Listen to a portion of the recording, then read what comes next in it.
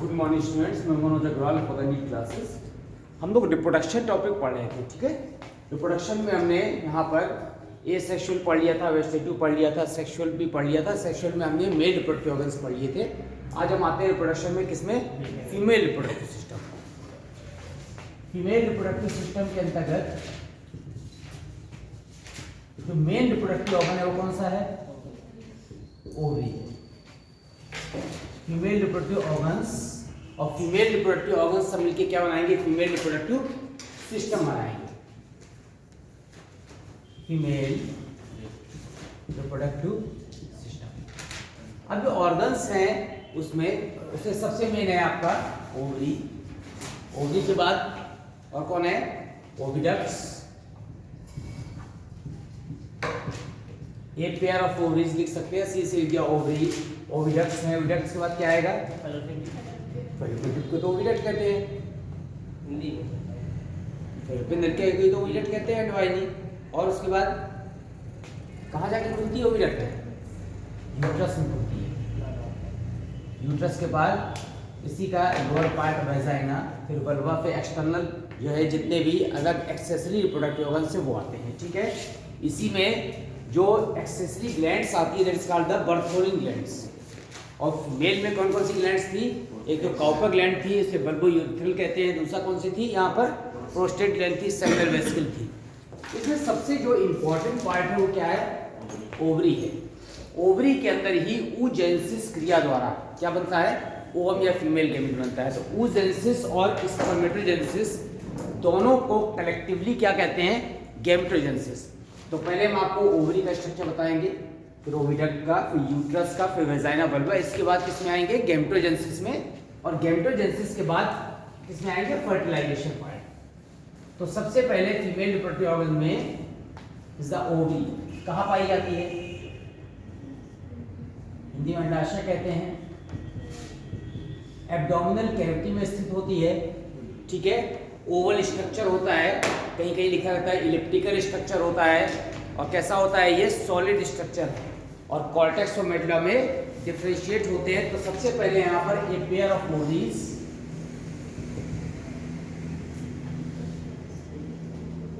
Present in abdominal cavity. कहाँ पाई जाती है? एब्डोमिनल कैविटी या उदर गुहा में पाया जाता है, ठीक है। फिर कैसे स्ट्रक्चर होते हैं ये? Oval in shape, oval in shape. And ovary जो है ओवल शेप के होने के साथ साथ जो अटैच रहती है एब्डोमिनल मेम्ब्रेन से, वो किस लेयर से अटैच रहती है? अटैच्ड विद एब्डोमिनल मेम्ब्रेन, या कहीं कहीं लिखा रहता है पेल्विक गर्डल, ठीक है। या पेल्विक गर्डल या pelvic membrane attached with abdominal membrane with the help of किस रचना से? एब्डोमिनल मेम्ब्रेन से जुड़ी रहती है, जिसका नाम मीसोवेरियम। इससे अटैच रहती है मीसोवेरियम। एक झिल्ली नुमा रचना होती है mesovarium, by which the ovary is attached with the किससे? एब्डोमिनल मेम्ब्रेन, ठीक है। अब अगर आप एक जनरल स्ट्रक्चर देखते हैं यहाँ पर ओवरी का, तो ऐसा करके पार्ट बनाते हैं, उसको डिटेल में बनाएंगे। यहाँ पर ये ओवरी लगी, एक पेयर ऑफ ओवरी। अब एब्डोमिनल कैविटी में पेल्विक गर्डल के नीचे पाई जाती है ये जो मेम्ब्रेन है जिससे अटैच है, जिसका द मीसोवेरियम।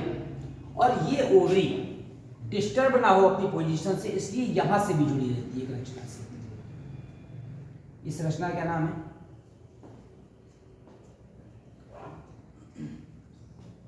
बताइए। जिस रचना से किससे जुड़ी है? यूट्रस से जुड़ी हुई, उसको क्या कहते हैं? लिगामेंट है ये, ठीक है। क्या है ये? Is the ligament attached with the uterus. तो ovary is attached with the uterus with the help of the ligament and a membrane is called the mesovarium. तो दोनों तरह से ओवरी अपनी पोजीशन पे क्या रहती है? फिक्स रहती है, जबकि बॉडी फ्लक्चुएशन के कारण क्या ना हो, वो डिस्टर्ब ना हो। तो अब इसके बाद हम आते हैं यहाँ पर ओवरी का इंटरनल स्ट्रक्चर में, कि internally ovary is differentiated into the ovary is differentiated into peripheral and central part. Peripheral part को क्या कहते हैं? कॉर्टेक्स कहते हैं। This is the cortex and inner part को कहते हैं medulla.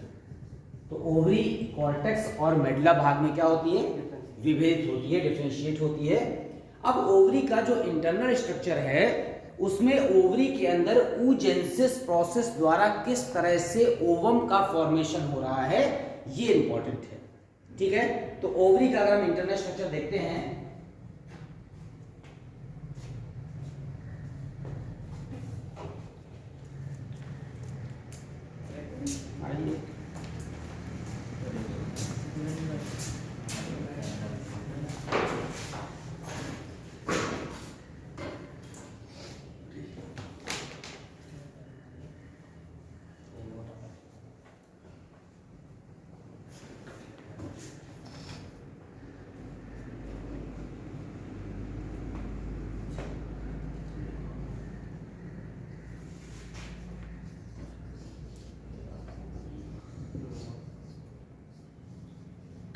मीसोवेरी।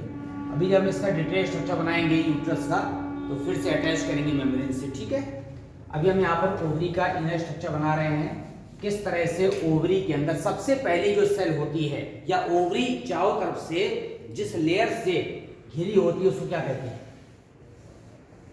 What is the name of the membranes या मेम्ब्रेन, ऑब्लिक कर दे रहे हैं, मेम्ब्रेन और membranes that covers the ovary. Ovary के अंदर चारों तरफ जो है जो सराउंडिंग लेयर्स होती है उस लेयर को क्या कहते हैं? नहीं, सपोज करिए दिस इज द ओवरी। ठीक है, मैंने ऐसा ओब्लॉन्ग स्ट्रक्चर इसलिए बनाया है कि यहाँ पर विभिन्न स्टेज को हम क्या कर सके, दिखा सके। तो जो सबसे आउटर लेयर है ovary is differentiated by the 3 layers, 3 layer से घिरी होती है। Outer layer is called the peritoneum, this is the peritoneum. The middle layer is called the germinal epithelium. Germinal epithelium is responsible for the formation of the germ cells which divide mitotically and meiotically to form the first oogonia, then primary oocyte, then secondary oocyte, then oocyte and then ovum. And the innermost layer is called the, क्या कहते हैं इसको? Tunica albuginea. These are tunica albuginea. So these are the 3 layers that surround the ovary. The outermost layer क्या है यहाँ पर? Peritoneum है। This is the outermost layer. This is the middle layer and this is the innermost layer. तो 3 layer हो गई यहाँ पर, पेरिटोनियम हो गई, जर्मिनल एपिथेलियम हो गई और कैसा हो गया? ट्यूनिका एल्बुजिनिया हो गया। तीनों लेयर ओवरी को क्या कर रहे हैं? कवर कर रहे हैं। अब हम आते हैं यहाँ पर इंटरनल स्ट्रक्चर में कि सबसे पहले ओवरी के अंदर जर्मिनल एपिथेलियम के डिवीजन से जर्म सेल बनते हैं और जब जर्म सेल माइटोटिक डिवीजन करता है तो सबसे पहली जो सेल बनती है दैट इज कॉल्ड द, क्या कहलाती है? oogonia। सबसे पहली सेल क्या कहलाएगी? That is the oogonia। अभी हम यहाँ पर क्या पढ़ेंगे? गैमेटोजेनेसिस पढ़ेंगे। तो उसमें दोनों पार्ट में देखेंगे, जब स्पर्म फॉर्मेशन हो रहा होगा टेस्टिस के अंदर तो उसे कहेंगे स्पर्मेटोगोनिया, और जब यहाँ पर ओवरी के अंदर पढ़ेंगे तो क्या कहलाएगा? oogonia। अब ये जो oogonia है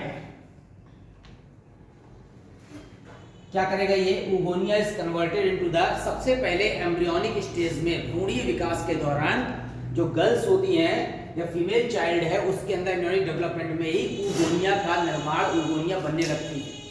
लेकिन oogonia का मैच्योरेशन नहीं होता, परिपक्व, ठीक है ना? oogonia स्टेज में रहती है और इस स्टेज में जैसे ये थोड़ी बड़ी होती है that is called the primordial follicle. उसमें लिखा रहता है कि उसमें विभिन्न प्रकार की प्राइमोर्डियल फॉलिकल यानी प्रारंभिक कोटिकाएं निर्मित होती हैं। और ये जो प्रारंभिक कोटिकाएं हैं बनती तो बहुत सारी हैं, लेकिन अल्टरनेट लेफ्ट और राइट ओवरी में मैच्योरेशन के बाद एक एक कन्वर्ट होती है किसमें? ओवम में। आफ्टर प्यूबर्टी 13 to 14 इयर्स की जो एज मानी जाती है, इट्स द प्यूबर्टी एज मानी जाती है, इस पीरियड के बाद इसमें मैच्योरेशन शुरू होता है। तो oogonia कन्वर्ट हो जाती है किसमें, यहाँ पर एक रचना में, that is called the primordial follicle. Primordial follicle को हिंदी में क्या कहते हैं, this is the primordial follicle, Hindi में कहते हैं प्रारंभिक पुटिका, प्रारंभिक पुटिका। And inside the primordial follicle the oogonia is converted into the oocyte।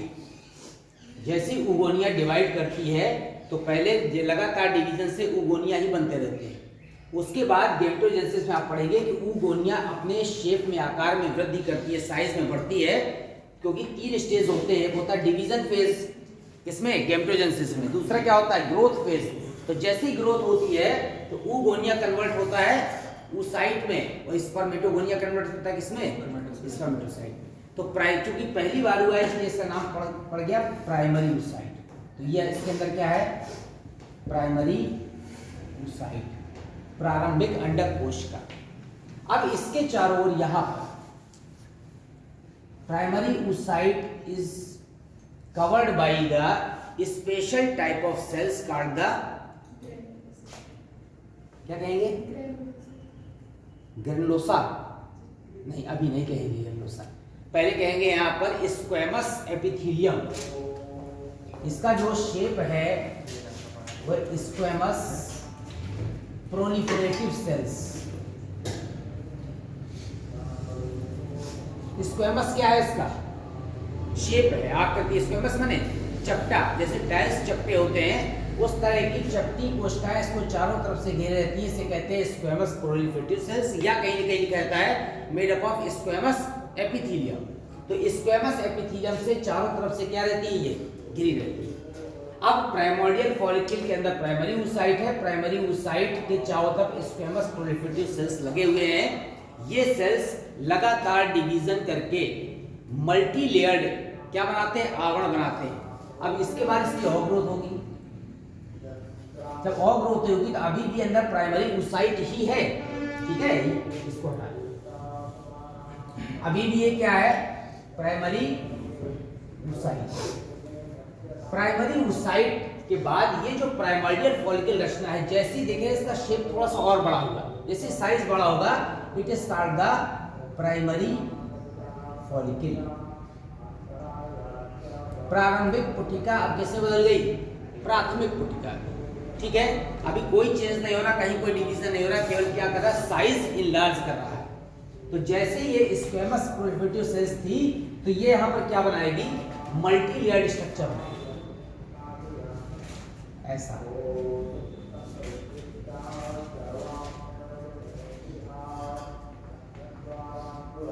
ये जो 5 to 7 लेयर्स जो बन रही हैं यहां पर, 5 to 7 layers known as membrana granulosa। क्या कहते हैं इसको, ये जो 5 से 7 लेयर्स बनती है इसे मेम्ब्रेना ग्रेनुलोसा कहते हैं, 5 से 7 लेयर को।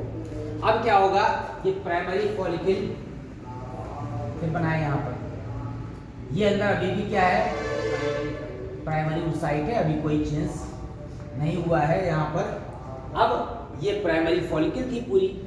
प्राइमरी फॉलिकल में आप देखेंगे primary oocyte is surrounded by a special layer that is made up of the glycoprotein. This is called the zona pellucida. Zona pellucida covers the primary oocyte which is glycoproteinaceous in nature। किस nature का बनी हुई है,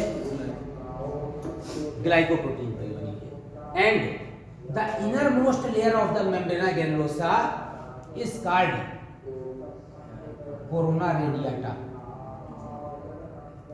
जो innermost layer है इसकी, this is called the corona radiata. यहां पे लिख देंगे, this is the innermost layer of किसकी है, मेम्ब्रेना ग्रेनुलोसा। अब बाकी जो लेयर है उससे मतलब नहीं है, हमको केवल इनर मोस्ट लेयर से मतलब है, और बाकी लेयर है इसके चारों को सराउंडेड है उसको हम नहीं बना रहे हैं, ठीक है। जोना प्लास्टिडा इसकी नहीं है क्या?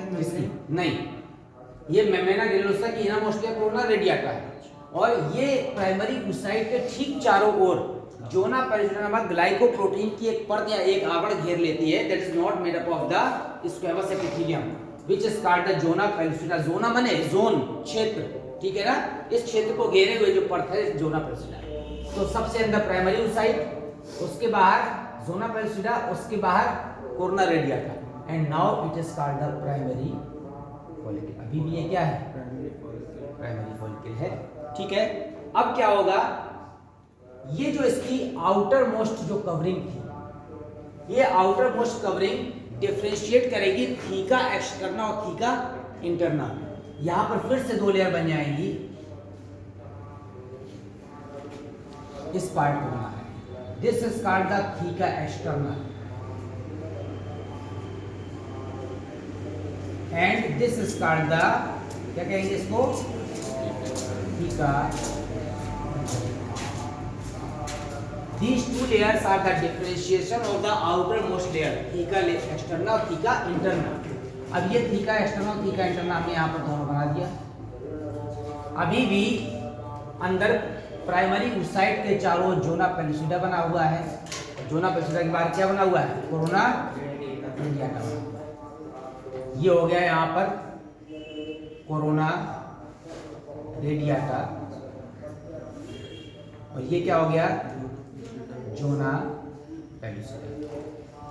अब अभी तक केवल ग्रोथ स्टेज चल रही है, किसकी?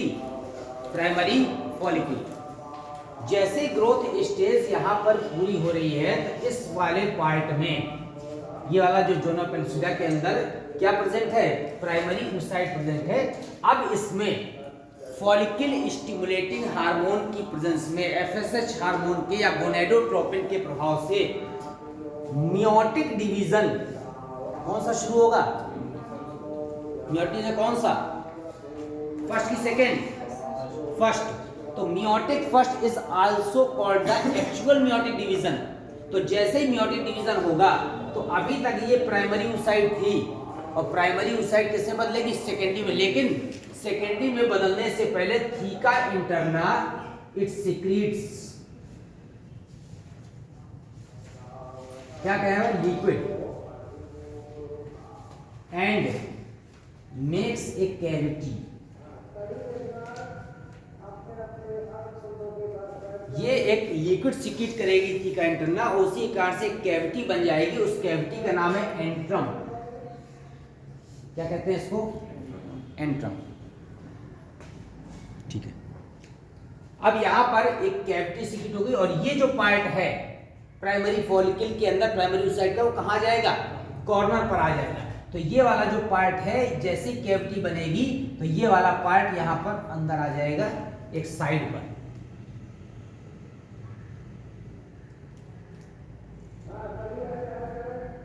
ये हो गया कोरोना रेडिएटा, ये वाला हो गया जोना पेलिसिडा, ये क्या हो गया यहाँ पर? Primary oocyte। और ये यहाँ पर तरल से भरी जो कैविटी बन गई, that is called the antrum. अब इसके बाद फॉलिकल स्टिमुलेटिंग हार्मोन के प्रभाव से जैसी मियोटिक डिवीजन होगा, then the primary oocyte is converted into the secondary oocyte। तो प्राइमरी oocyte सेकेंडरी oocyte में कन्वर्ट हुई, और इस जो बड़ी रचना बन रही है while making the cavity antrum, then it is called the, इसको क्या कहेंगे?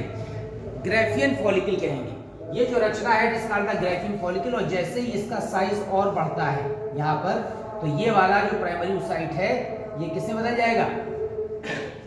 Secondary oocyte। क्यों बदलेगा?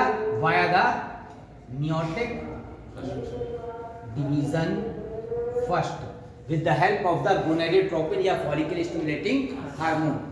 अब ये जो मियोटिक डिवीजन शुरू हुआ है कब हुआ? At the age of puberty. 13 से 14 एज साल की जो अप्रोक्सीमेट एज मानी गई है गर्ल्स में, उस एज में मियोटिक डिवीजन हुआ। इसके पहले केवल ग्रोइंग स्टेज में था, मियोटिक डिवीजन नहीं होता क्योंकि ओवम बनने का जो फंक्शन था वो नहीं हो रहा था। अब यहाँ पर सेकेंडरी oocyte हो गया, और सेकेंडरी oocyte के बाहर उसी तरह से यहाँ पर लेयर्स हो जाएंगी। इसी तरह से इसके बाहर यहाँ पर लेयर्स हो जाएंगी, उसके बाद कोरोना रेडिएटा आ जाएगा, ठीक है, ये लेयर।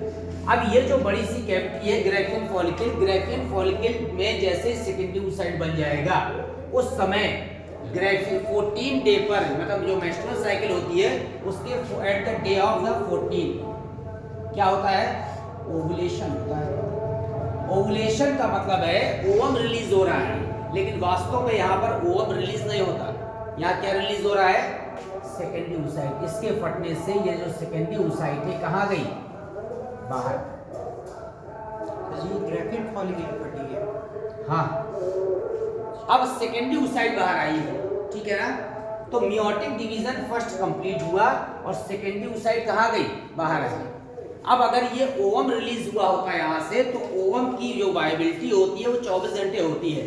यहाँ से रिलीज होने के बाद इसको तुरंत पहुंचना पड़ता ओविडक्स में, और वहां से स्पर्म 24 घंटे के अंदर अगर पहुंच जाते तो फर्टिलाइजेशन होता, अदरवाइज ओवम क्या हो जाता है, डिजनरेट कर जाता। तो अभी ये सेकेंडरी oocyte मुक्त हुई यहाँ से बाहर, तो सेकेंडरी oocyte में अभी मियोटिक डिवीजन सेकेंड बाकी है। जब मियोटिक डिवीजन सेकेंड होगा तो ये बदलेगा ऊटिड में, और ऊटिड किसमें बदलेगा, ओवम में। तो तब तक ये ऊटिड और ओवम में कन्वर्ट नहीं हुआ जब तक कि यहाँ पर मियोटिक डिवीजन सेकेंड पूरा नहीं हो रहा। और मियोटिक डिवीजन सेकेंड पूरा कब होगा, जैसे ही यहाँ पर स्पर्म इंटर करता है, तो स्पर्म आपने स्ट्रक्चर देखा है, this is called the head और this is called the middle piece. Middle piece contains the two nucleus, between the middle piece and जो head the neck is present, there are two centrioles, the proximal as well as the distal. तो जैसे ही यहाँ पर जो sperm का head inter करता है कहाँ, सेकेंडरी oocyte, उस समय यहाँ पर ये जो प्रॉक्सिमल और डिस्टल सेंट्रियोल है, जब सेंट्रियोल अंदर जाते हैं that stimulate the cell division. Centriole का कार्य क्या है, कोशिका विभाजन को प्रेरित करना। तो जब कोशिका विभाजन प्रेरित होता है तो सेकेंडरी oocyte कन्वर्ट होती है ऊटिड में, अल्टीमेटली किसमें, ओवम में। तब हमारा जो स्पर्म का हेड है वो फ्यूजन करता है ओवम से, जाता सेकेंडरी oocyte के अंदर है, लेकिन फ्यूजन किससे होता है, ओवम से होता है, और तब फर्टिलाइजेशन या फ्यूजन माना जाता है। तो ये जो सेकेंडरी oocyte है ये यहाँ से बाहर मुक्त हो गई, इसके फटने को क्रिया क्या कहते हैं, यहाँ पर ओवुलेशन कहते हैं। अब क्या होगा, ये जो फटी हुई ग्राफियन फॉलिकल है ये बर्स्ट ग्राफियन फॉलिकल, ये जो ग्राफियन फॉलिकल फट गई है ये एक रचना में बदल जाएगी, this is called the corpus luteum. क्या फंक्शन है कॉर्पस ल्यूटियम का, what is the function of the corpus luteum, कौन सा, एस्ट्रोजन। एस्ट्रोजन। जो मेल हार्मोन होता है उसको एंड्रोजन्स कहते हैं, फीमेल हार्मोन को एस्ट्रोजन्स कहते हैं। उसी का एग्जांपल है अलग अलग कैटेगरी में कि प्रोजेस्टेरॉन भी है, रिलैक्सिन भी है, कई तरह के होते हैं। तो यहाँ पर ये एस्ट्रोजन हार्मोन सीक्रेट करेगी। अगर फ्यूजन या फर्टिलाइजेशन हो गया तो ये हार्मोन लगातार सीक्रेट होते रहेंगे, जिसको यूरिन टेस्ट से हम क्या कर सकते हैं, आइडेंटिफाई कर सकते हैं। अदरवाइज ये जो बर्स्ट कॉर्पस ल्यूटियम है या बर्स्ट ग्राफियन फॉलिकल है ये एक रचना में बदल जाएगी, vestigial structure that is called the corpus albicans. अगर फर्टिलाइजेशन नहीं हुआ तो कॉर्पस ल्यूटियम कॉर्पस एल्बिकेंस में बदल जाएगी, और ये पूरा एक ओवरी के अंदर ओवम बनने का जो स्ट्रक्चर है या कहते हैं oogenesis प्रोसेस है वो कंप्लीट हो रही है, और इस प्रोसेस के थ्रू लास्ट में कॉर्पस एल्बिकेंस बन जाता है। फिर से एक निश्चित समय के बाद 28 डेज के बाद मेंस्ट्रुअल साइकिल के बाद फिर दूसरी oogonia, क्योंकि oogonia भी क्या होती है यहाँ पर थाउजेंड्स में होती है, तो दूसरी oogonia में फिर से ग्रोथ शुरू होगी। तो अल्टरनेट होती है, एक बार लेफ्ट ओवरी में एक बार राइट ओवरी में, फिर से सारी प्रोसेस शुरू होगी। oogonia होगा, फिर प्राइमरी oocyte होगी, फिर प्रोलिफरेटिव सेल्स होंगी, फिर ये प्राइमरी फॉलिकल में बदलेगा, फिर आउटर मोस्ट लेयर में मेरा ग्रेनुलोसा बनाएंगे, उसकी इनर मोस्ट लेयर क्या बनाएगी, कोरोना रेडिएटा बनाएगी, और ये जो primary oocyte is covered by the glycoprotein called the zona pellucida, then the theca internus secretes the liquid and makes the cavity called the antrum, और फिर ये साइज बढ़ जाएगी, तरह से कहेंगे ग्राफियन फॉलिकल। और ग्राफियन फॉलिकल के बनने के बाद यहाँ पर मियोटिक डिवीजन फर्स्ट शुरू होगा और सेकेंडरी oocyte बन जाएगा। सेकेंडरी oocyte जब यहाँ पर ग्राफियन फॉलिकल फटेगी तो कहाँ जाएगा, बाहर, इसी को कहते हैं ओवुलेशन। और यही वाली स्टेज फैलोपियन ट्यूब से या ओविडक्ट से होते हुए कहाँ बढ़ती है, आगे बढ़ती है। तो ये यहाँ पर पूरा जो स्ट्रक्चर है पेरिफेरल, ये कॉर्टेक्स से अंदर क्या है, मेडुला है। और ये ओवरी जो है मीसोवेरियम से क्या रहती है, अटैच रहती है किससे, एब्डोमिनल मेम्ब्रेन से, ताकि अपनी पोजीशन पर क्या रहे, स्थिर रहे। तो ओवरी के अंदर किस तरह से फॉर्मेशन हो रहा है लगातार, कि प्राइमरी oocyte बन रही है, या पहले प्राइमोर्डियल फॉलिकल, फिर प्राइमरी, फिर सेकेंडरी oocyte, इस तरह से। तो ये जो स्ट्रक्चर है यहाँ पर देख रहे हैं, ये प्राइमरी फॉलिकल के बाद किस में कन्वर्ट हो जाएगी, सेकेंडरी में। तो प्राइमरी oocyte भी कन्वर्ट हो जाएगी सेकेंडरी में और बाहर बस्ट होगी, फिर उसके बाद ग्राफिक फॉलिकल फटने के बाद क्या कहलाएगी, कॉर्पस ल्यूटियम और फिर कॉर्पस एल्बिकेंस। ये पूरा स्ट्रक्चर में जो स्टेजेस हैं, जैसे जोना पेलिसिडा कहाँ पाया जाता है, ठीक है, कोर्ना रेडियाटा कहाँ पाया जाता है, थीका इंटरना एक्सटर्ना लेयर कहाँ पाई जाती है, एंट्रम कहाँ पाई जा रही है, ठीक। इसके बाद यहाँ पर किस स्टेज में ओवुलेशन होता है, प्राइमरी oocyte में कि सेकेंडरी oocyte में, कॉर्पस ल्यूटियम का क्या फंक्शन है, कॉर्पस एल्बिकेंस का क्या फंक्शन है, ये सारे जो ऑब्जेक्टिव क्वेश्चन भी इसी से बनते हैं। तो ओवरी में यहाँ पर चारों तरफ से 3 लेयर से घिरी है, बाहर सबसे बाहर क्या थी, पेरिटोनियम, फिर जर्मिनल एपिथेलियम, फिर ट्यूनिका एग्जोथिलिया। तो germinal epithelium is responsible for the formation of the germ cell. जब जर्म सेल होगी वो लगातार माइटोटिक डिवीजन करेगी, तो उसी को क्या कहेंगे, oogonia। अगर यहाँ पर टेस्टिस होता वृषण तो इसको कहते हैं स्पर्मेटोगोनिया। फिर oogonia से बना प्राइमरी oocyte। अगर गैमेटोजेनेसिस में टेस्टिस के बारे में पढ़ रहे होते तो उससे बनता है प्राइमरी स्पर्मेटोसाइट। यहाँ बना सेकेंडरी oocyte, वहां बनता है सेकेंडरी स्पर्मेटोसाइट। यहाँ बनता है ooted, वहां बनता है स्पर्मेटेड। तो यहाँ बनता है ओवम, वहां बनता है स्पर्म। तो ये जो क्रमशः प्रोसेस है, ठीक है ना, इसी को कहते हैं गैमेटोजेनेसिस।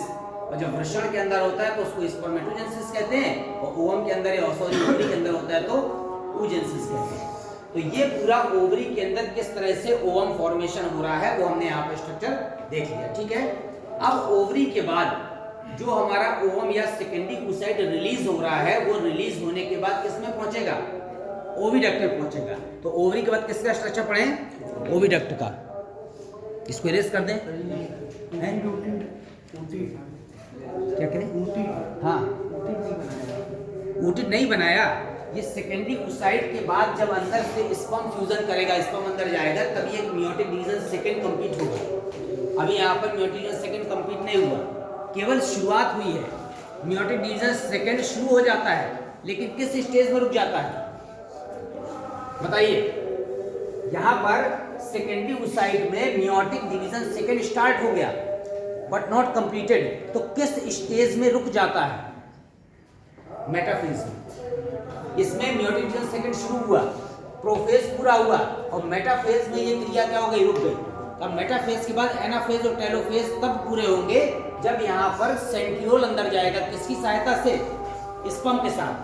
जब सेंट्रियोल अंदर जाएगा तब इसमें मेटाफेज के बाद एनाफेज और टेलोफेज होगा, और फिर मेयोटिक डिवीजन सेकंड बने माइटोटिक कंप्लीट हो जाएगा। तो ये कन्वर्ट किसमें हो जाएगा, ooted में, और ooted किसमें कन्वर्ट हो जाएगा, ओवम, ठीक है। तो अभी आप गैमेटोजेनेसिस जब पढ़ेंगे, स्पर्म का अलग और यहाँ पर ओवरी में अलग, तो आप ओवरी में देखेंगे कि पोलर बॉडी भी बनते हैं, ठीक है। तो पोलर बॉडी का फंक्शन ही बताएंगे।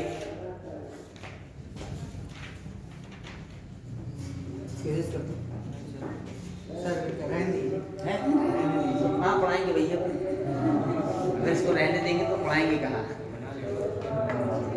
ठीक है। बुक में बना है बेटा, बुक में अच्छी तरह समझ में नहीं आता है। थोड़ी सी स्टेजेस हैं। क्या है कि आप जब उसमें बुक में स्ट्रक्चर देखेंगे, उसके बाद एक एक लाइन लैंग्वेज पढ़ेंगे, उसके बाद आप फिगर से टैली करते जाएंगे, समझ में आएगा, ठीक है। तो बुक में लिखा रहता है कि उसकी इनरमोस्ट ईयर कौन सी, यही मेन चीज होती है। तो अगर आप उसको ध्यान से देखेंगे, आपको एक एक चीज समझ में आ जाएगी, तो आपको याद रहेगा। और नहीं तो आपको नहीं समझ में कभी नहीं आएगा कि ooted कब कहते हैं, ओवम कब कहते हैं, सेकेंडरी oocyte कहते हैं, प्राइमरी कब कहते हैं, तो उसमें बहुत समय लग जाता है, बनाने में तो बहुत समय लगेगा, है।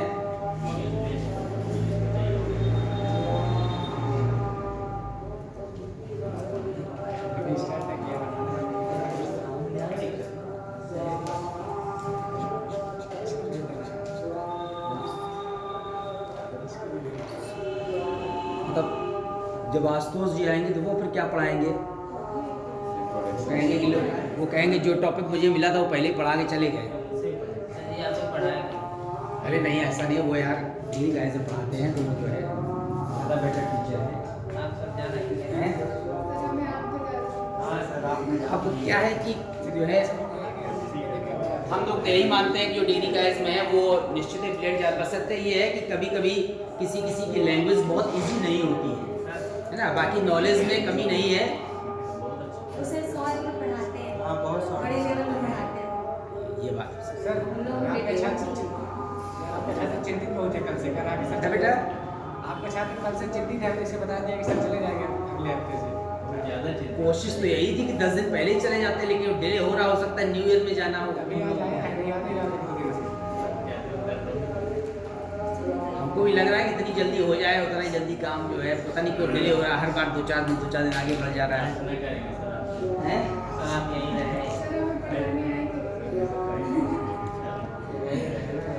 बेटा यहाँ रहकर ही मुश्किल हो रहा है। मेरा स्कूल 9:20 का है, ठीक है ना, बायोमेट्रिक है, मुझको बहुत जल्दी पहुँचना पड़ता है यहाँ से। कहाँ है सर? मैं विद्या मंदिर में हूँ फिलहाल अभी, है ना, लेकिन जब यहाँ से वहाँ चला गया तो फिर वहाँ तो उससे कोई पॉसिबिलिटी ही नहीं है। लोकल के टीचरों को भी बहुत समस्या है ना, स्कूल वाले कभी कभी रिलीव नहीं करते हैं। उनको लगता है कि नहीं हमारा टीचर है तो हमारे यहाँ ही पढ़ाए, बाहर क्यों जा रहा है कमाने। ठीक, तो अलग अलग तरह की समस्याएँ हैं, और प्रिंसिपल को कम समस्या होती है, टीचरों को ज़्यादा होती है ना। जो ये तो अपना 1 घंटे में जो है आज़ाद हो जा कमा के चले आ रहे हैं, हम ऐसे ही बैठे हैं। तो जो एलसी है ना अंदर की, बहुत समस्या है।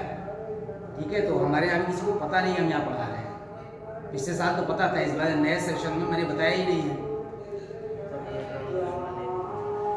पिछले साल से चल रहा है कि ये बहुत कार्यक्रम पिछले मार्च से चल रहा था, तो मार्च से सेशन पूरा हो गया था।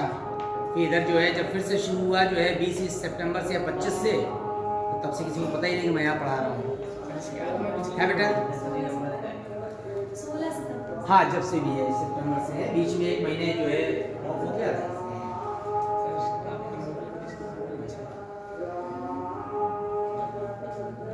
सबसे ज़्यादा परेशानी लोगों को ये है कि हम क्या कर सकते हैं, ये नहीं, हम तुम्हें नहीं करने देंगे, ठीक है ना। हमको कुछ नहीं आता है कि हमारी गलती नहीं है, लेकिन तुम्हें क्यों आता है ये परेशानी है। हैं? नंबर लिख लो 630-7684-569। मनोज अग्रवाल 9।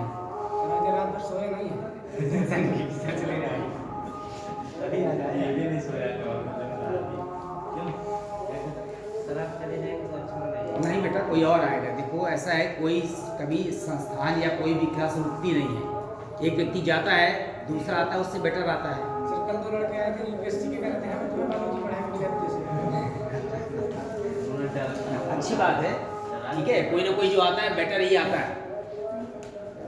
हम लोगों के पहले जो रहा होगा, है ना, हमें लगा कि हम उनसे बेटर हैं, हमारे बाद जो आएगा वो हमसे बेटर होगा। इसके बाद जैसे जैसे आप लोग जब आएंगे, आगे पढ़ के आएंगे, तो आप हमसे बेटर होंगे, क्योंकि हमने पढ़ा 20 साल पहले का। ठीक है, आप आज पढ़ रहे हैं, आप जो इंटर में पढ़ रहे हैं वो हमने MSc में पढ़ा था, समझ रहे हैं। तो हमारी बिटिया जो 5th में पढ़ रही है वो हमने हाई स्कूल में पढ़ा था, सही कह रहे हैं। वो 5th में पढ़ रही है। तो निश्चित है कि नए बच्चे जो आ रहे हैं ना, वो हम लोगों से ज़्यादा सुपर होंगे।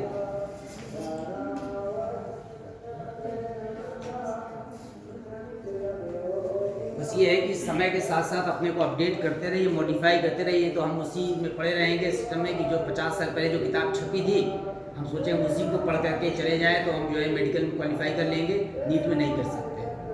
जब तक आप जो है टाइम के हिसाब से अपना जो है मॉडिफाई नहीं करेंगे अपने को, तब तक नहीं हो सकता। चलिए, मैंने कल पेपर देखा नीट का, तो 2021 का, इतनी सब कठिन बायोलॉजी सजी कहाँ जेनेटिक्स से ज़्यादा करना है। अब ये बताओ, इतनी सीटें हैं, अगर इतना इजी पेपर बना देंगे तो सब सेलेक्ट हो जाएंगे। जब सब सेलेक्ट हो जाएंगे तो इतना गवर्नमेंट के पास इतने संसाधन नहीं है, सबको डॉक्टर बना देंगे, कैसे काम चलेगा, पेशेंट कहाँ से आएंगे।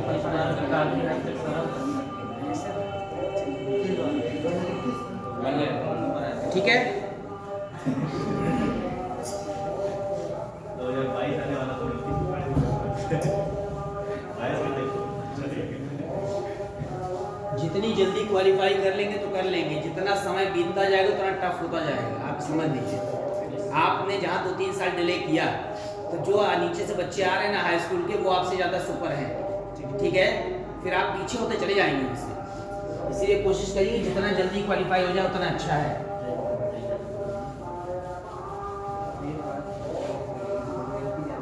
गवर्नमेंट की पॉलिसी चेंज होती रहती है। बीच में बायोलॉजी की पोस्ट हटा दिया था हम लोग का, जो इतने साल डिले हो गया वो इसलिए हो गया कि बायोलॉजी की पोस्ट खत्म कर दी थी हाई स्कूल में। कहीं बायोलॉजी टीचर जरूरत नहीं, क्योंकि जो है साइंस टीचर चाहिए, और साइंस में हमको फिजिक्स आती नहीं, हमने पढ़ी नहीं, तो हम फिजिक्स कर ही नहीं पाते थे।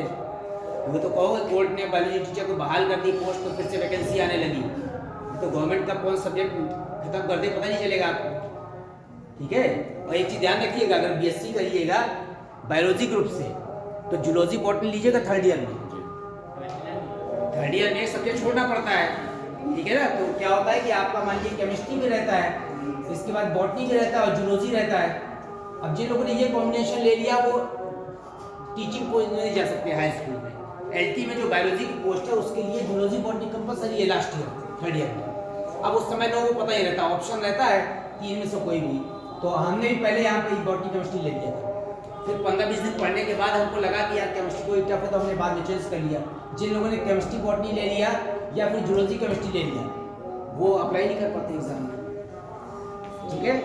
तो ये ध्यान रखिएगा कि अगर बीएससी करिएगा सिंपल बायोलॉजी से तो जूलॉजी बॉटनी लीजिएगा थर्ड ईयर में, ताकि आप टीचिंग के लिए क्वालिफाई कर सकें। नहीं तो फिर आप एलटी की पोस्ट नहीं भर सकते। बाकी आपका नीट हो जाए बहुत ही अच्छी बात है, ठीक। अब हम आते हैं ओविडक्ट। ओविडक्ट्स आपको पता है अंडवाहिनी को कहते हैं, एक पेयर ऑफ ट्यूब होती है। ओविडक्ट का जो स्ट्रक्चर होता है वो कंबाइंड बनाते हैं। यहाँ पर ये यूट्रस के साथ ऐसा, ये यूट्रस के साथ कंबाइंड बनाते हैं, तो this is the oviduct. Oviduct is also called the fallopian tube, और fallopian tube is also called the fertilization tube, क्योंकि यहीं पर फर्टिलाइजेशन होता है। इसी को फैलोपियन ट्यूब कहते हैं, इसी को क्या कहते हैं फर्टिलाइजेशन ट्यूब कहते हैं, क्योंकि निषेचन भी कहाँ होता है इसी ट्यूब में होता है। इतने सारे नाम है, ओविडक्ट है, फैलोपियन ट्यूब है और फर्टिलाइजेशन ट्यूब है। अब हम ओविडक्ट जब पढ़ रहे हैं तो इसका जो आगे का पार्ट है दिस इज द फिम्ब्रिएटेड फनेल। ऐसा होता है कीपनुमा होता है। कीपनुमा इसलिए होता है जैसे मिट्टी का तेल है, आप जब बोतल में भरते हैं छोटी सी बोतल में तो उसका माउथ बहुत पतला होता है, तो आगे का पार्ट चौड़ा इसलिए होता है ताकि यहाँ से जो भी इस जगह से मीसोवेरियम से क्या जुड़ी हुई है ओवरी, ओवरी में जिस समय ओवुलेशन होगा तो ये बस्ट करेगी, तो यहाँ से जो सेकेंडरी oocyte आएगा उसको कैप्चर करने के लिए इसका स्ट्रक्चर आगे का पार्ट कैसा होता है बड़ा होता है, इसे कहते हैं फिम्ब्रिएटेड फनेल। तो अल्टरनेट लेफ्ट और राइट ओवरी से दोनों तरफ से एक एक जो है सेकेंडरी oocyte रिलीज होता है हर 28 डेज में। तो यहाँ से ये फिम्ब्रिएटेड फनेल से होता हुआ और अंडवाहिनी नलिका में आ रहा है, और इस वाले पार्ट से यहाँ से स्पर्म आ रहे हैं आइदर लेफ्ट ट्यूब में या फिर राइट में, और अगर स्पर्म सही समय पर पहुंच गए तो फर्टिलाइजेशन होता है, अदरवाइज नहीं होता है। ओविडक्ट के बाद हम आते हैं, ये जो यहाँ पर एक मस्कुलर स्ट्रक्चर है जहाँ पर दोनों ओविडक्ट आकर एक जोड़ रही है, that is called the uterus. तो यूट्रस की जो वॉल होती है वो बहुत फ्लैशी होती है, ब्लड सप्लाई युक्त होती है, and this wall is called the myometrium. क्या कहते हैं इसको? अब इसका जो है यूट्रस का पार्ट जो ऊपर की तरफ कैसा होता है कोन की तरह होता है, खुला हुआ भाग होता है। बीच वाला भाग क्या कहलाता है फंडिक कहलाता है, और नीचे का पार्ट क्या कहलाता है सर्विक्स कहलाता है। हमको मेन इस पॉइंट से तो फंक्शन क्या है यूट्रस का, इम्प्लांटेशन ऑफ द एम्ब्रॉय, भ्रूण का आरोपण। यहीं पर जो है भ्रूण प्लेसेंटा से ऐसे जुड़ जाता है, और प्लेसेंटा से जुड़ने के बाद जो डेवलपमेंट होता रहता है वो किसके अंदर होता है यूट्रस के अंदर होता है। तो यूट्रस जो है बहुत मस्कुलर स्ट्रक्चर होता है, ब्लड सप्लाई युक्त होता है, जिसकी वॉल मायोमेट्रियम कहलाती है, और इसी से प्लेसेंटा कनेक्ट हो जाता है और भ्रूण के कहा नाभि से, और यहाँ पर इसको न्यूट्रिशन मिलता रहता है, और अप टू द बर्थ जन्म के समय तक इसको क्या मिलती है सेफ्टी मिलती है, न्यूट्रिशन मिलता है, और इसके अलावा जितने भी वाइटल फंक्शन सब परफॉर्म होते हैं। यूट्रस का पार्ट आगे बढ़ करके जो निचला सकरा भाग खुल रहा है वैसे ये कैसा होता है डोम शेप होता है, डोम माने पिरामिड की तरह। तो नीचे का भाग यहाँ पर ये सर्विक्स कहलाता है। सर्विक्स पार्ट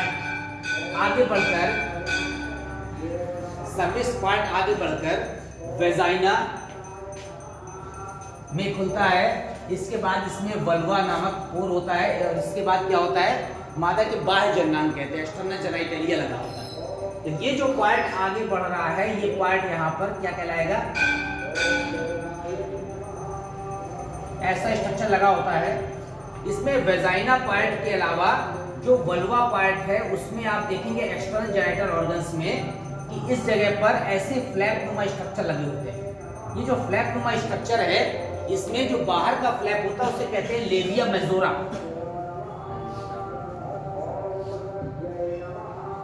जो इनर फ्लैप होता है उसको कहते हैं लेविया माइनोरा। माइनोरा माने छोटा पार्ट, मेजोरा माने बड़े फ्लैप और माइनोरा माने छोटे फ्लैप। इसके अंदर यहाँ पर एक ऐसा स्ट्रक्चर लगा होता है क्लाइटोरिस। ये जो क्लाइटोरिस पार्ट है ये मनुष्य के पेनिस के होमोलॉगस होता है, समजात होता है। पूछा जाता है कभी कभी कि मनुष्य के पेनिस के समजात होता है, और इसके पार्ट अंदर लेविया माइनोरा के अंदर दो पोर होते हैं। This pore is called the, कौन सा पोर है, वेजाइनल पोर, और एक पोर कौन सा होता है, यूरिनल पोर। तो यहाँ पर मूत्र उत्सर्जन और रिप्रोडक्शन जनन के लिए दो अलग अलग छिद्र होते हैं, लेकिन मेल में यूरिनोजेनिटल पोर कहते हैं, एक ही छिद्र होता है। मतलब सिंपल पैसेज है या कॉमन पैसेज है, किसके लिए, for the removal of the urine as well as the semen. यहाँ पर दो अलग अलग पैसेज है। जो लोअर पैसेज है that is called the vaginal pore, ठीक है ना, रिप्रोडक्शन के लिए, जनन के लिए। जो अपर पैसेज है वो क्या है, यहाँ पर यूरिनल पोर है, यूरिथ्रल पोर कह सकते हैं। इसके अलावा यहाँ पर ऑयल ग्लैंड्स के साथ साथ स्वेट ग्लैंड्स होती है। जो बाहर लेविया मेजोरा है इसमें मॉडिफाइड स्वेट ग्लैंड्स होती है, पसीने की ग्रंथियां as well as sebaceous glands, तेल ग्रंथि। ये इसको लुब्रिकेट करती रहती है। इसके अलावा जो लेविया माइनोरा है इसमें केवल मॉडिफाइड सेबेशियस ग्लैंड्स होती है। इसमें दोनों होती हैं लेविया मेजोरा में, और माइनोरा में केवल क्या होती है, ऑयल ग्लैंड्स होती हैं और सेबेशियस ग्लैंड्स कहते हैं। इसके अलावा जो बर्थोलिन ग्लैंड्स होती है वो भी मॉडिफाइड सेबेशियस या ऑयल ग्लैंड्स है, जो इस पैसेज को क्या करती है, लुब्रिकेट करती रहती है, ताकि यहाँ से स्पर्म के अंदर जाने के से लेकर के और अंदर पहुंचने तक का पैसेज पूरा क्या हो जाए, लुब्रिकेट हो जाए। और इसके बाद स्पर्म जो है फ्लैशनल मूवमेंट्स करते हुए कहाँ तक पहुँचते हैं, ओविडक्ट तक पहुँचते हैं। जो आपने टेस्ट ट्यूब बेबी कभी कभी नाम सुना है, तो टेस्ट ट्यूब बेबी में क्या होता है कि ऐसी वुमेन्स या ऐसी फीमेल्स जिसमें ओवरी डेवलप्ड होती है, ठीक है ना। तो ओवरी के अंदर सेकेंडरी ओसाइट या ओवम तो बन रहा है, लेकिन उनमें यहाँ पर जो फैलोपियन ट्यूब है वो डीजनरेट है, ओविडक्ट। कभी कभी क्या होता है, फिर भी बहुत पतली होती है, मैंने इतना बड़ा स्ट्रक्चर बनाया है, तो सुई की नोक पर भी 10 से 15 फैलोपियन ट्यूब आ सकती है। तो फैलोपियन ट्यूब कभी कभी इतनी पास होती है दोनों ये में कि चिपक जाती है। जब चिपक जाती है तो यहाँ से स्पर्म यहाँ तक नहीं, मान लो यहाँ ओवम आ गया, अब स्पर्म यहाँ से नहीं आ पा रहा है। तो अगर जो है ओवरी विकसित है और फैलोपियन ट्यूब में कोई प्रॉब्लम है या ओविडक्ट चिपकी हुई है, उस कंडीशन में यहाँ पर फ्यूजन नहीं हो पा रहा, तो हम यहाँ से सेकेंडरी ओसाइट निकाल करके टेस्ट ट्यूब में रखकर बाहर स्पर्म एंट्री करा देते हैं टेस्ट ट्यूब में, और क्या बनाते हैं, जाइगोट। और जाइगोट जैसे डिवीजन करता है तो हम फिर से यहाँ पर इम्प्लांट कर देते हैं, किसके अंदर, यूट्रस के अंदर। तो इसे कहते हैं test tube baby. Test tube baby में फीमेल से ओवम लिया और उसके जो है किससे लिया, हस्बैंड से सीमेन से स्पर्म ले लिया, केवल फ्यूजन कहाँ करा दिया, बाहर करा दिया लेबोरेटरी में, और फिर से उसको इम्प्लांट कर दिया, that is called the test tube baby. फिर उसकी अलग अलग कंडीशन है, जिफ्ट है, गिफ्ट है। जिफ्ट का मतलब है जाइगोट इंट्राफैलोपियन ट्रांसफर, जाइगोट को ट्रांसफर करा देते हैं। कहीं कहीं पर गैमीट ट्रांसफर कराते हैं, उसे कहते हैं गिफ्ट, ठीक है ना। तो जो अलग अलग विधियां हैं वो अलग लेसन है यहाँ पर, कि जिफ्ट है माने जाइगोट इंट्राफैलोपियन ट्रांसफर, कहीं पर गिफ्ट है गैमीट इंट्राफैलोपियन ट्रांसफर, कहीं कहीं पर एम्ब्रॉयड ट्रांसफर कराते हैं। लेकिन एम्ब्रॉयड के अलावा जो है, जो यहाँ पर जाइगोट और क्या है, गैमीट है, इसका ट्रांसप्लांटेशन ज़्यादा आसान है। जितना ज़्यादा डेवलपमेंट हो जाएगा उसमें, जितना सेल्स बन जाएंगी, ब्लास्टोमियर बन जाएंगे, उतना ही यहाँ पर ट्रांसप्लांट क्या हो जाएगा, कठिन हो जाएगा। तो यहाँ पर जो है ये ओविडक्ट दोनों मिलकर के यूट्रस बनाती हैं। यूट्रस की वॉल थिक होती है, नीचे का पार्ट सर्विक्स कहलाता है, आगे बढ़ के किसमें खुलता है, वेजाइना में खुलता है। उसके बाद वल्वा पार्ट होता है, उसमें दो पोर होते हैं, labia majora, labia minora, flap होते हैं सॉरी। और लेविया माइनोरा के अंदर दो पोर होते हैं, उसे क्या कहते हैं, एक यहाँ पर वेजाइनल पोर है, एक यूरिनल पोर है। उसके ऊपर क्लाइटोरिस नामक रचना लगी होती है। यहाँ पर जो प्यूबिक हेयर्स होते हैं, that is called the mons pubis, वो सब पार्ट आपको पता होगा। अब हम आते हैं यहाँ पर कि ओविडक्ट के बाद जो ओवम होता है, ओवम का किस तरह से क्या किया गया, क्लासिफिकेशन किया गया है। तो ओवम जो होता है अंडाणु, उसका साइज स्पर्म की तुलना में बड़ा होता है। जब स्पर्म की तुलना में बड़ा क्यों होता है, इसलिए कि अधिकांश जंतुओं के ओवम में, अधिकांश शब्द लगाया मैंने, क्या पाया जाता है, योग पाया जाता है। योग माने पोषक पदार्थ। जैसे सीड है, सीड के अंदर फूड संचित होता है कोटलिडन्स बीजपत्र के रूप में या फिर भ्रूण कोश के रूप में। सीड जब अंकुरण करता है तो पहले अपने फूड से एनर्जी लेता है और उसके बाद उसमें लीव्स बनती है, तब प्रकाश संश्लेषण शुरू होता है। ठीक है, उसी तरह से यहाँ पर ओवम के अंदर योग भरा होता है ताकि जब स्पर्म अंदर जाए तो स्पर्म अंदर जाने के बाद फ्यूजन होगा, क्या बनेगा, जाइगोट। जाइगोट को थोड़े समय तक न्यूट्रिशन चाहिए तो खुद की एनर्जी से मिलेगा। उसके बाद यहाँ से प्लेसेंटा से अटैच हो जाएगा किसमें, विविपेरस एनिमल्स में। और जो ओविपेरस होंगे उसमें प्लेसेंटा नहीं है तो उसके अंदर योग की मात्रा ज्यादा होगी ताकि अपनी एनर्जी से ही वो डिवीजन करे, 1 से 2, 2 से 4 डिवीजन करने के बाद, और तब वहां पर एग के ब्रेक होने पर एम्ब्रायो कहाँ आता है, बाहर आता है। तो यहाँ पर हम पढ़ते हैं टाइप्स ऑफ एग्स। एग या ओवम एक ही चीज है। अंडाणु के प्रकार या फीमेल गेमीट, तो 2 प्रकार से पढ़ सकते हैं इसको कि एक तो क्या है, ओवम की योग की मात्रा के आधार पर, और दूसरा योग की पोजीशन के आधार पर। तो on the basis of amount of योग की कितनी मात्रा है, उसके आधार पर हम यहाँ पर क्या पढ़ सकते हैं, ओवम का प्रकार। अगर यहाँ पर योग की मात्रा बहुत कम है, ठीक है, वर्ड यूज होता है, देखिएगा, माइक्रो,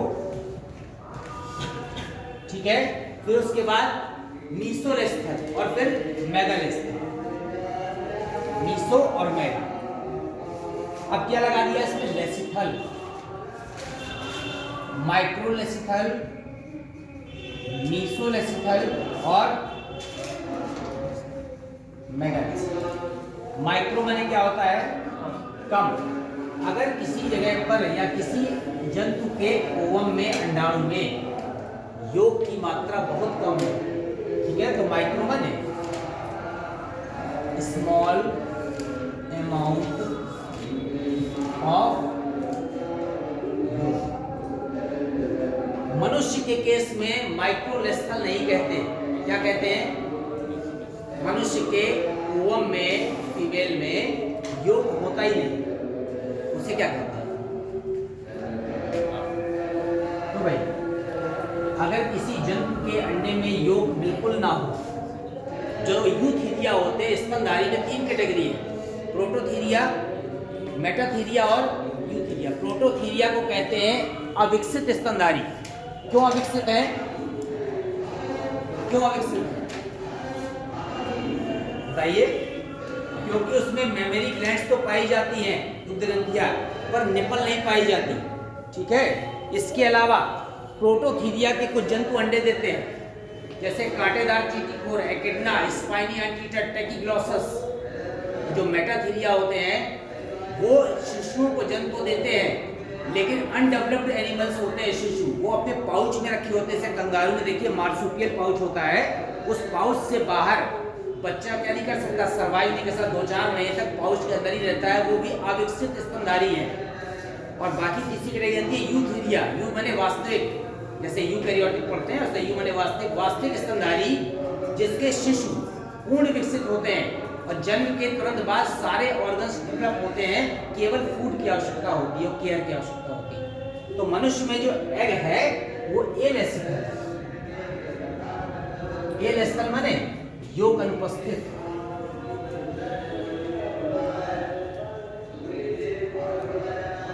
तो माइक्रोलेस्थल माने स्मॉल अमाउंट ऑफ योग, और मीसो माने medium amount, medium amount of योग। और तीसरा है मेगा, मैगा का एक और नाम है, इसको मैक्रोलेसिथल लिखा रहता है। मैगा या मैक्रो एक ही चीज है।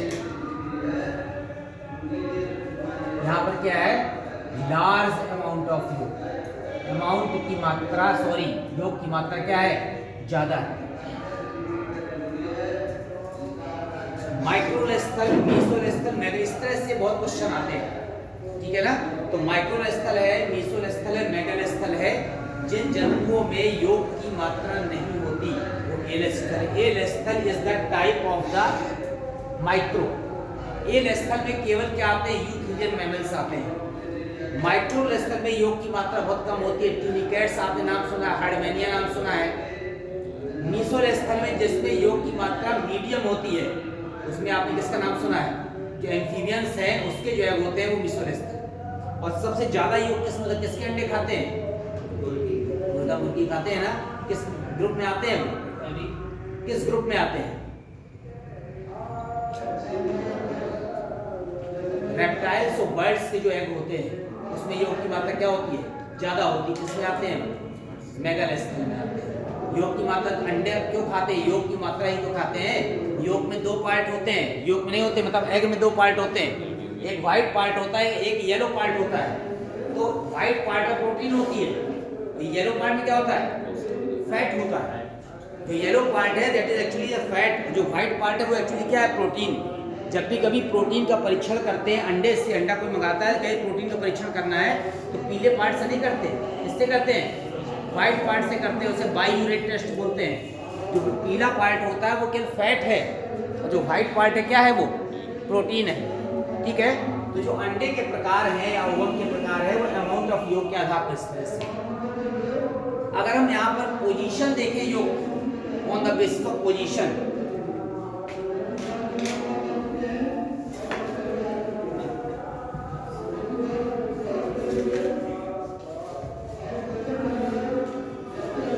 बेसिस ऑफ पोजीशन ऑफ योग की पोजीशन के आधार पर किस जगह पर योग है। फिर से ओवन तीन तरह के, कौन कौन से, माइक्रो नहीं होगा, अब माइक्रो नहीं होगा। माइक्रो तो क्या हो, अमाउंट हो गया। बताइए कौन सी पोजीशन हो सकती है। एक होता है आइसोलेसिथल, समझिएगा, आइसोलेसिथल, आइसो बने एक समान, योग चारों ओर जो है एक समान फैला हुआ है, ठीक है ना, इवन कहते हैं इसको। इवन माने एक समान, चारों तरफ वितरण है, पूरे अंडे में चारों तरफ योग फैला हुआ है, अलग अलग नहीं कह सकती, इस पोल पर है, इस पोल पर नहीं। दूसरा होता है यहाँ पर कौन सा, टेलोलेसिथल। एग के नाम है, एग के प्रकार है बेटा, पोजीशन के आधार पर योग कहां पर। टेलोलेस्थल में क्या होता है, दो पोल होते हैं, एक होता है एनिमल पोल, एक होता है वेजिटल पोल। केवल एक तरफ योग होता है, एक तरफ केवल क्या होता है, जो है साइटोप्लाज्म होता है, ठीक है। तो ये एनिमल पोल और वेजिटल पोल हो गए। एनिमल पोल को प्राणी गोलार्ध कहते हैं, वेजिटल पोल को उद्भिज गोलार्ध कहते हैं, लिखा है था बुक में। और तीसरा होता है यहाँ पर सेंट्रोलेस्थल। सेंट्रोलेस्थल में योग केंद्र में है और चारों तरफ से किससे घिरा है, कोशिका तरफ से घिरा है। तो सेंट्रोलेस्थल इसलिए इंपॉर्टेंट है, स्पेशली जो इंसेक्ट्स होते हैं उसके जो एग होते हैं वो सब क्या होते हैं, सेंट्रोलेस्थल होते हैं। बाकी जो एग हम खाते हैं, ठीक है ना, वो टेलोलेस्थल है। और आइसोलेस्थल में बहुत कम होते हैं। जो माइक्रोलेस्थल के जो एग्जाम्पल है वो आइसोलेस्थल के हैं, मेगालेस्थल के जो एग्जाम्पल है वो टेलोलेस्थल के हैं, और सेंट्रोलेस्थल अलग कैटेगरी के इंसेक्ट्स में पाया जाता है। तो एग योग की पोजीशन के आधार पर या योग की अमाउंट के आधार पर जो एग के प्रकार हैं वो आपको पढ़ लेने हैं। कंपैरेटिव स्टडी कभी कभी एग्जाम में आती है कि किस में पाया जाता है, तो आपको ये पता होना चाहिए कि जो ग्रुप्स हैं उसमें फाइलम जो है किसको छोड़ दें, हम कौन सा फाइलम है, आर्थ्रोपोडा को छोड़ दें। तो जो योग की मात्रा शुरू होती है किससे शुरू होती है, कॉर्डेटा से। कॉर्डेटा में भी हेमिकॉर्डेटा, यूरोकॉर्डेटा और सेफेलोकॉर्डेटा, तीन कैटेगरी पढ़ी है ना। तो यूरोकॉर्डेटा से शुरू हो जाती है, हार्डमेनिया एम्फिऑक्सस से लेकर के और लास्ट में कहां तक जाती है, मैमल्स तक जाती है। मैमल्स में तीन कैटेगरी है, प्रोटोथीरिया, मेटाथीरिया, यूथीरिया। तो मैमल्स में जो यूथीरिया है वो वास्तविक स्तनधारी वो एल एसिथल है, उसमें योग की मात्रा नेग्लिजिबल है, इतनी कम है कि हम उसको एल एसिथल बोल देते हैं। तो हमको यहाँ पर या योग की मात्रा के आधार पर, योग की पोजीशन के आधार पर एग के प्रकार पढ़ लेने हैं, ओवरी का स्ट्रक्चर पढ़ लेना है, ओवरी के बाद हमें ओविडक्ट पढ़ लेना है, फिर वेजाइना यूट्रस पढ़ लेना है, फिर वेजाइना, फिर वल्वा, ठीक है। इसके अलावा यहाँ पर जो भी साइक्लिक चेंज हो रहा है फीमेल्स के अंदर उसको कहते हैं मेंस्ट्रुअल साइकिल। क्या कहते हैं? Menstrual cycle.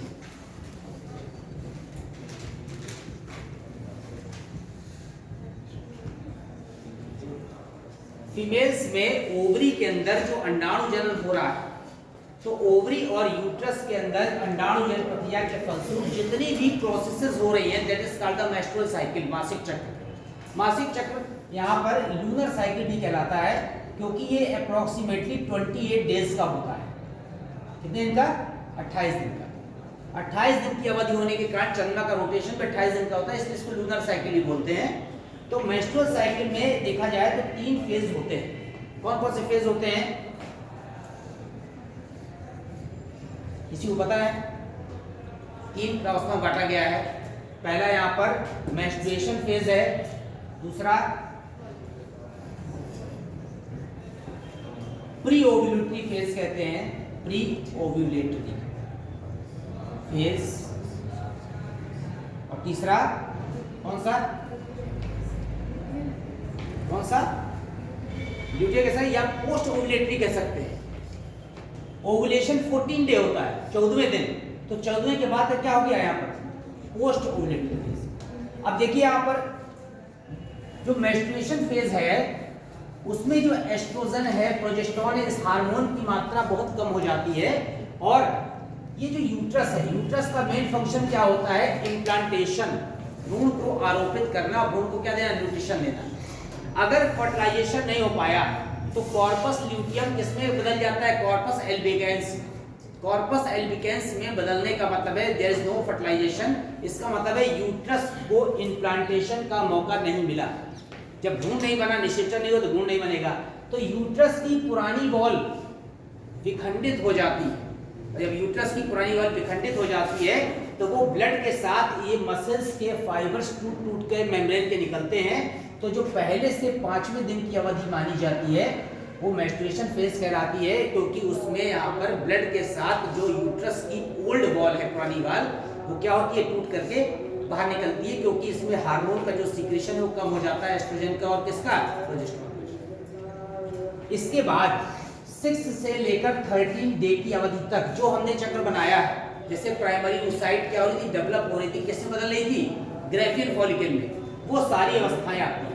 जब वो सारी अवस्थाएं आती हैं तो यहाँ पर जो है हार्मोन का सीक्रेशन भी क्या होता है? बढ़ता है।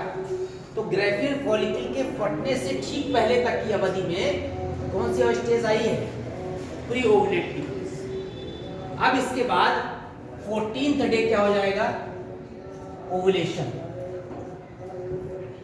अब 14th डे के बाद, ओवुलेशन के बाद 1 हफ्ते का समय, लगभग 6 से 7 दिन का समय माना जाता है कि इस समय फ्यूजन हो सकता है। तो पोस्ट ओवुलेटरी फेज यहाँ पर 15वें से 28वें दिन तक की अवधि की है, लेकिन यहाँ पर 15वें से और 20-22 दिन तक की अवधि तक माना जाता है कि फर्टिलाइजेशन हो सकता है। इस समय हार्मोन का सीक्रेशन फिर बढ़ता है और जो यूट्रस की वॉल है वो अपने को फिर से क्या करती है? मेंटेन करती है। ब्लड सर्कुलेशन फिर बढ़ जाता है, और जब ब्लड सर्कुलेशन बढ़ जाएगा फॉलिकल स्टिमुलेटिंग हार्मोन सीक्रेट होगा, ताकि यूट्रस की वॉल फिर से क्या हो जाए? ठीक हो जाए, ताकि अगर निषेचन हो जाए तो इम्प्लांटेशन के लिए अपने को क्या कर ले? रेडी कर ले। तो इस पूरी स्टेज को प्री पोस्ट ओवुलेटरी फेज कहते हैं। और अगर फर्टिलाइजेशन नहीं हो पाया तो 28वें दिन की अवधि के बाद फिर से पुरानी वॉल विखंडित होती है, फिर से किस में आ जाते हैं?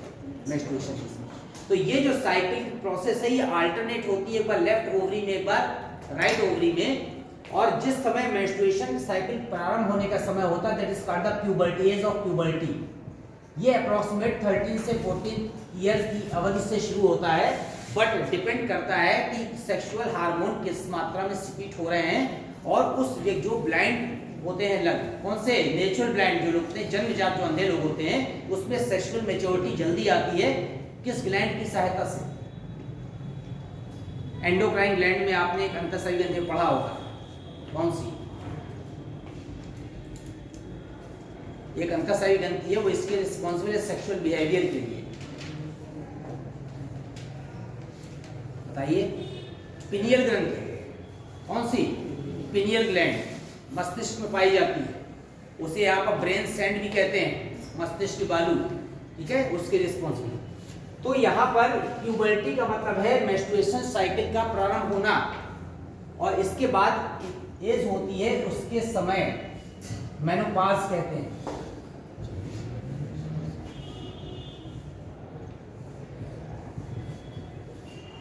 कुछ स्पेलिंग गड़बड़ हो गई। मेनोपॉज का मतलब है एंड ऑफ मेंस्ट्रुअल साइकिल। लगभग 50 से 52 या 55 एज की आसपास फीमेल्स में मेंस्ट्रुअल साइकिल, मासिक चक्र क्या हो जाता है? बंद हो जाता है। इसका मतलब है कि ओवम का बनना क्या हो गया? रुक गया। अब फ्यूजन नहीं हो सकता, तो उस एज को क्या कहते हैं? मेनोपॉज कहते हैं। ये लगभग 52 से 55 वर्ष की एज मानी जाती है। तो puberty age, menopause age, menstrual cycle, इसके अलावा ओवरी का स्ट्रक्चर, ओव्यूल का स्ट्रक्चर और ओवम के आधार पर, योग के आधार पर ओवम का क्लासिफिकेशन, ये सारी ग्लैंड्स। इसके अलावा बर्थोरी ग्लैंड जो नाम सुना है आपने। इसके अलावा यहाँ पर क्या फंक्शन है किस ग्लैंड का, उसके बारे में। यूट्रस का फंक्शन क्या है। यूट्रस के अलावा जो क्लाइटोरिस था वो किसके होमोलॉगस माना गया है। ये सारे ऑब्जेक्टिव क्वेश्चन से संबंधित बनते हैं। और कौन से हार्मोन सिक्रीट होते हैं। यहाँ पर जो हार्मोन है वो एस्ट्रोजन था, उसमें प्रोजेस्टेरॉन हार्मोन है। और किस ग्लैंड के अंडर में सिक्रीशन है? Pituitary gland. पिट्यूटरी ग्लैंड से एक हार्मोन सिक्रीट होता है FSH, नाम सुना है, फॉलिकल स्टिमुलेटिंग हार्मोन, और एक होता है LH, ल्यूटिनाइजिंग हार्मोन। ये दोनों हार्मोन या दोनों ग्लैंड्स के जो पार्ट हैं ये रिस्पॉन्सिबल हैं यहाँ पर फीमेल्स के अंदर और मेल के अंदर, क्योंकि यहाँ पर फॉलिकल स्टिमुलेटिंग हार्मोन मतलब कोटिका प्रेरक हार्मोन, तो ये स्पर्म के में स्पर्मेटोजेनेसिस क्रिया को प्रेरित करेंगे और ओवरी के अंदर किसको? oogenesis क्रिया। ठीक है, तो आपको इन ग्लैंड्स का नाम पढ़ लेना है, हार्मोन का नाम पढ़ लेना है, और जो भी स्ट्रक्चर है इसका इसको पढ़ लेना, ओवम का स्ट्रक्चर पढ़ लेना है। ठीक है, थैंक यू।